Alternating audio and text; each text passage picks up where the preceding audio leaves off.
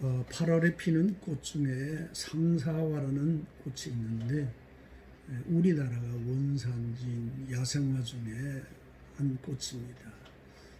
상사화는 그 서로 상자 생각사 꽃화, 서로를 생각하는 꽃. 이름이 참 아름답지요. 서로를 생각하며 사는 삶이 얼마나 귀하고 아름답습니까? 그러나 이 상사화라는 꽃 안에는 깊은 아픔 그리고 슬픔이 있습니다. 상사화는 불행하게도 잎이 피는 시기와 꽃이 피는 시기가 달라서 꽃과 잎은 서로 만날 수 있는 기회가 없습니다. 서로 생각하지만은 만날 수 없는 삶, 거기에 상사화의 의미가 있습니다. 이제 그런 측면의 상사화는 이루어질 수 없는 사랑, 생각이 병이 되는 병, 그리움의 병, 이런 의미를 담고 있습니다. 저는 우리 민족사의 상징적인 의미가 어쩌면 이 상사화라는 꽃 안에 담겨 있다는 그런 생각을 합니다. 오늘은 광복절 75주년이 되는 날입니다.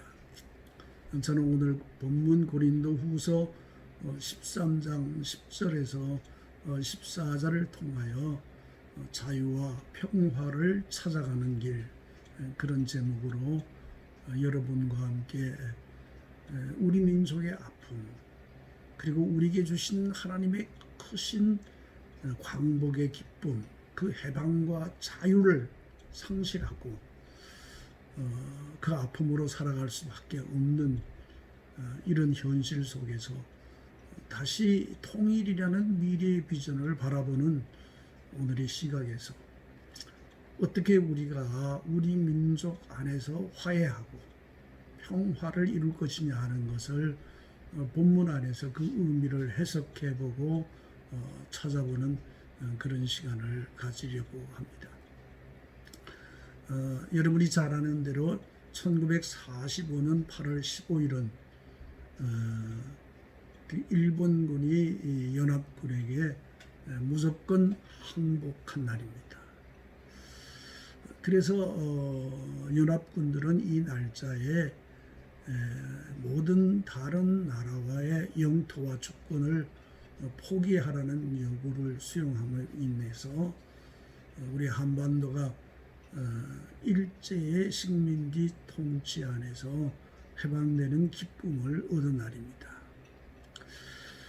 은혜로 얻은 광복입니다. 은혜로 얻은 자유입니다. 어떤 분들은 우리의 광복이나 독립이 우리 손에 독립적으로 이루어지지 못했다, 이런 일을 지적하고 폄하하는 분들이 있습니다. 그러나 저는 우리 민족이 얻은 광복이 은혜적 사건이다, 이런 면에서 훨씬 더 의미와 가치가 있지 않나, 그런 생각을 하면서 우리 민족이야말로 하나님이 주신 구원 사건이고 은혜에 주신 사건이며 해방적인 사건이기에, 선물이기에, 그런 의미에서 우리 민족에 주신 이 해방 사건이야말로 귀중하고 소중한 신앙의 유산이요, 역사요, 증인된 역사로서의 의미를 가진다는 점에서 저는 귀중하다고 생각합니다. 마치 이스라엘 백성이 출애굽이라는 해방의 역사를 가졌던 것과 똑같이 하나님은 우리 민족에게 은혜의 역사, 구원의 역사, 해방의 역사를 주신 은혜적 사건, 구원의 사건이 저는 8.15 해방의 사건이다, 그렇게 생각합니다. 불행하게도 우리는 이 귀중한 가치, 구원이 베풀어 주신 하나님의 놀라운 은혜, 이 구원 사건에 대한 미드웨이 응답을 바로 하지 못한 슬픔, 그런 비극을 가지고 있습니다.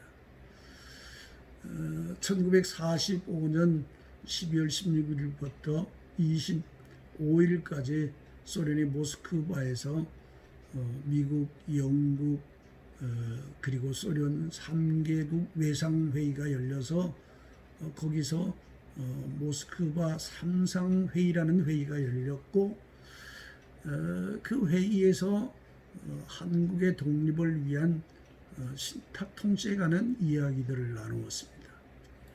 근데 이런 일 때문에 우리나라는 신탁이냐 반탁이냐를 놓고 극렬한 대립 현상이 일어나기 시작했습니다. 반면에 신탁과 반탁이라는 의미보다가 서로를 합하는 좌우 합작 운동이라는 운동이 일어났었죠.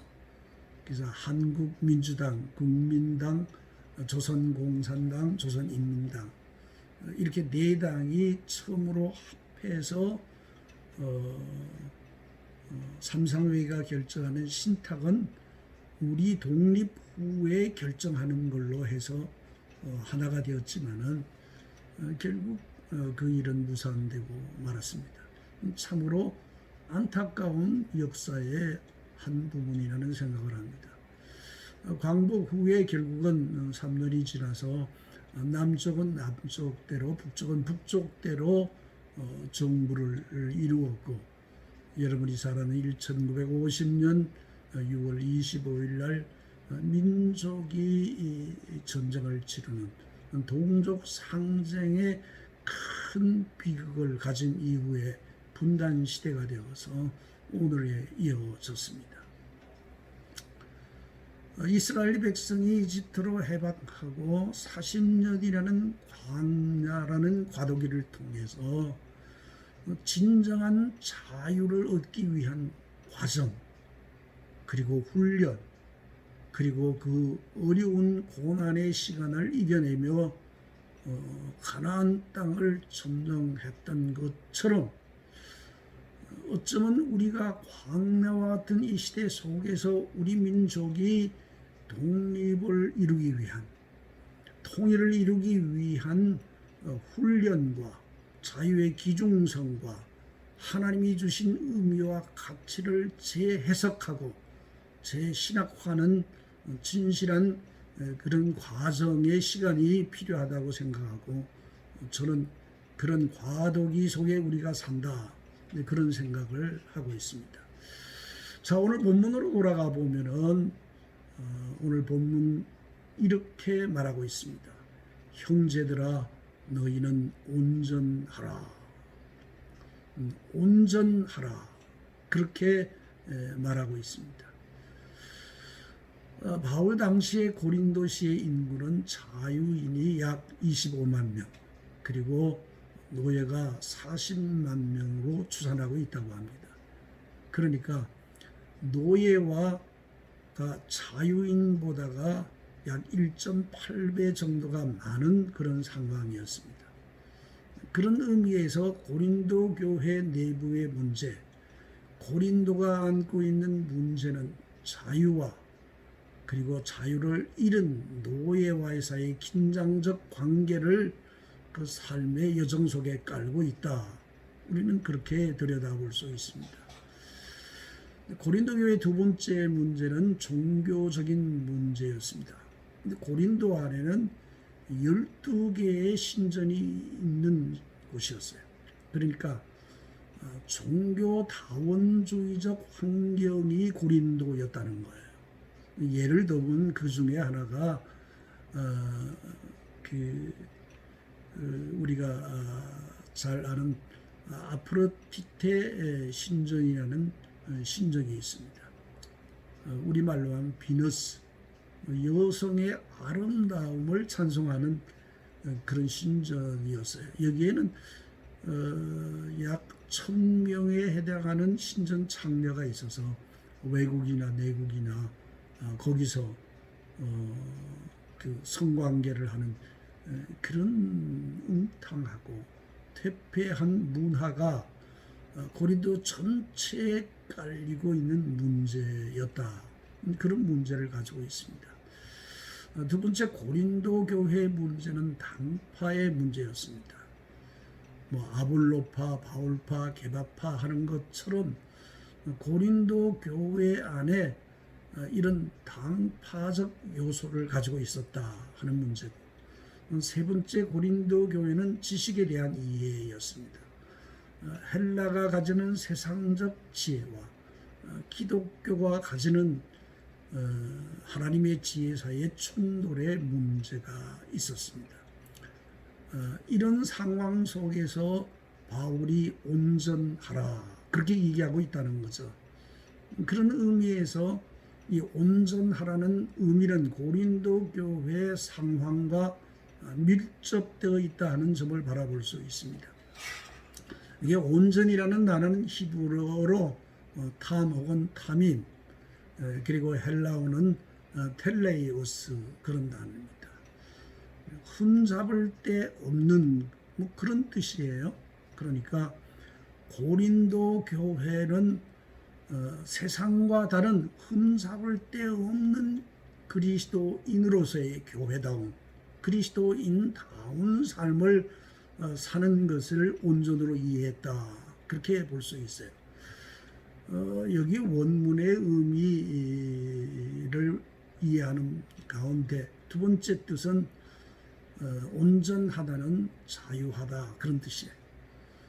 고린도 교회는 세상의 멍에 얽매이거나 그런 거짓 종교에 얽매이거나 세상적 진리에 얽매여 사는 그런 사람이 아니라 그리스도께서 주신 진정한 자유를 얻는 삶, 그러니까 자유로운 삶을 살라 그런 의미에서 바울은 고린도 교회를 향하여 온전하라 그런 의미를 담고 있습니다. 세 번째 온전의 의미는 평화의 의미입니다. 영어 성경을 보면 live in peace 그런 단어가 나오는데 평화 안에 살라. 세상이 주는 평화를 쫓아가는 것이 아니라 그리스도께서 주시는 평화, 하나님께서 주시는 진정한 평화의 삶을 온전히 이루며 살아가나 그런 의미에서 고린도 교회 바울이 준 의미입니다. 이런 평화를 위해서, 자유를 위해서 고린도 교회가 안고 있는 비자유의 노예성, 그리고 세상 지식에 매여 있는 삶, 거짓 우상에 매여 있는 삶이 아닌 그리스도께서 우리에게 자유하신 진정한 자유를 이루는 데 목적을 두고 온전히 그것을 이루는 데 살라 그런 측면에서 온전, 또 그런 마음에서 바울은 이런 목표가 이런 뜻을 이루는 데 온전히 하나 되는 삶을 살라. 그래서 고린도 교회는 이런 일에 하나가 되라. 그렇게 권면하고 있다고 볼 수 있습니다. 그러면 구체적으로 정말 어떻게 자유할 수 있느냐 하는 문제가 숙제로 남아 있습니다. 오늘 우리 사회 속에도 우리의 현장 속에서 고린도 교회가 당면하는 이런 죄의 멍에 자유를 얽매이는 고난의 문제는 민족사 안에도 현재 교회 안에도 똑같은 여정을 가지고 있다는 말입니다. 그런 측면에서 오늘 본문을 통해서 저는 우리가 진정 자유와 해방에 가는 길이 어떤 것이며 또 그 일이 어떻게 이루어질 수 있느냐 하는 것을 오늘 본문 안에서 찾아보고 해석해 보려고 합니다. 14장에 보면 이런 말씀이 있습니다. 예수 그리스도의 은혜와 하나님의 사랑 그리고 성령님의 교제를 통한 온전한 교제, 여기에 자유 평화의 길이 있고 이 자체가 선물이고 강복이고 진정한 구원의 자유를 누릴 수 있는 유일한 길임을 바울은 얘기하고 있습니다. 이제 그런 의미에서 오늘 본문의 의미를 좀 더 하나하나 살펴보도록 하겠습니다. 여기 우리 눈에 띄는 중요한 단어가 하나님의 사랑, 예수 그리스도의 은혜, 이 두 단어가 우리에게 눈에 띄는 단어입니다. 하나님은 사랑이십니다.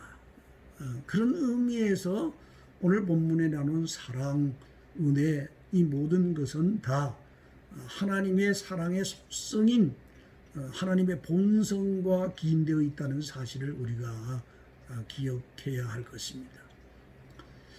그런데 하나님의 사랑은 크게 두 가지로 나누어 볼 수 있는데, 하나는 은총적 사랑과 은혜적 사랑으로 나누어 볼 수 있습니다.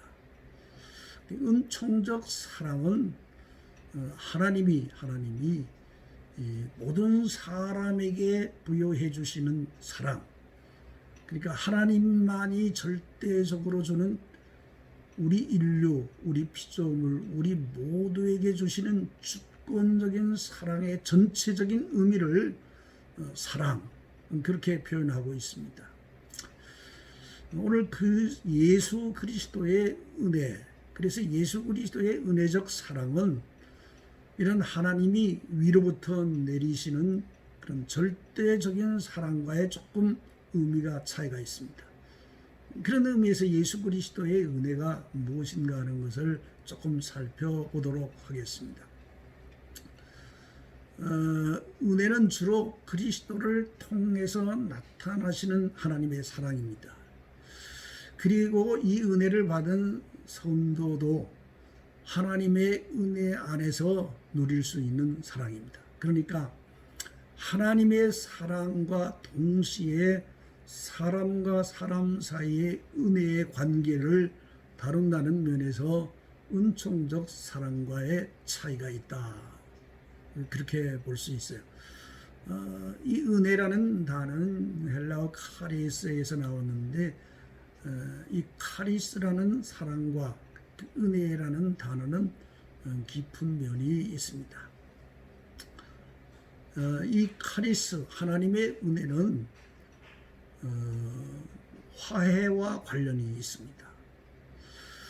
예수 그리스도가 하나님과 화해를 통하여서, 그리고 예수 그리스도가 우리를 하나님과 화해시키기 위하여 자신 스스로 제물이 되어 십자가에 돌아가신 사랑, 그 사랑의 관계, 즉 하나님의 화해를 통하여 우리 인간 모두가 하나님과 화해를 이룰 수 있는 그런 사건, 그런 것이 은혜입니다.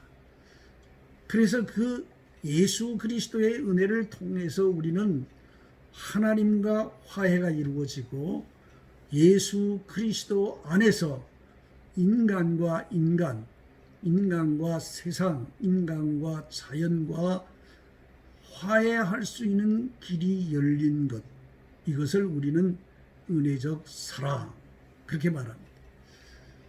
그러니까 예수 그리스도의 은혜적 사랑이 없이는 남과 또 하나가 될 수 없어요. 사람과 사람도 화해와 통일을 이룰 수 없다는 거죠. 핵이 없어야 통일이 되는 게 아닙니다. 군비를 강화하고 안보를 튼튼히 하는 것만이 통일로 가는 길도 아닙니다. 오직 예수 그리스도의 은혜적 사랑과 하나님의 그 궁극적인 은총적 사랑만이 구원을 이룰 수 있는 유일한 길이라 하는 점을 우리는 성서 속에서 보게 됩니다. 근데 세 번째 보면 성령의 교통, 성령의 교제, 그렇게 나와 있는데, 이 성령의 교제, 이 단어는 코이오니아, 그런 단어예요. 성령께서 어떻게 이 코이오니아, 교제와 교통을 우리 안에서 이루시는지를 우리는 성경 속에서 찾아보려고 합니다. 이 코니오니아를 영어 성경을 제가 살펴봤더니 한 4가지 의미로 나타날 수 있는데, 하나는 친교, 펠로우십이에요. 성령께서 그리스도를 알고 성령께서 하나님의 사랑을 알게 하시고, 그래서 성령은 하나님과 그리스도와 참다운 교제를 하게 함으로 말미암아 하나님과의 교제와 더불어 세상과 그리스도인 사이의 교제를 가능케 하도록 역사하시는 분이 성령님이시다.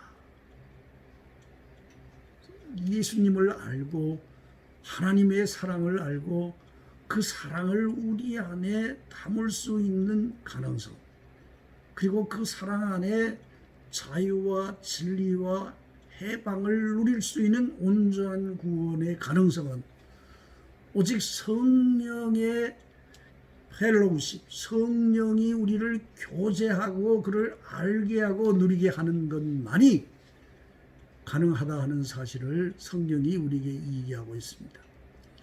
두 번째 의미가 그 성령의 교통, 교제는 이 파티시페이션, 참여, 그런 의미를 담고 있다고 합니다. 하나님의 화해 안에 우리를 참여하고 하나님의 사랑 안에 우리를 참여하고 하나님이 주신 자유를 참여하게 하는 그 진정한 참여의 의미는 뭐예요? 성령의 도심과 역사하심 속에 있다는 거죠. 성령은 우리로 하여금 하나님이 주시는 진정한 자유를 참여하게 하기 위하여 역사하고 계신다. 그런 의미를 볼 수 있습니다.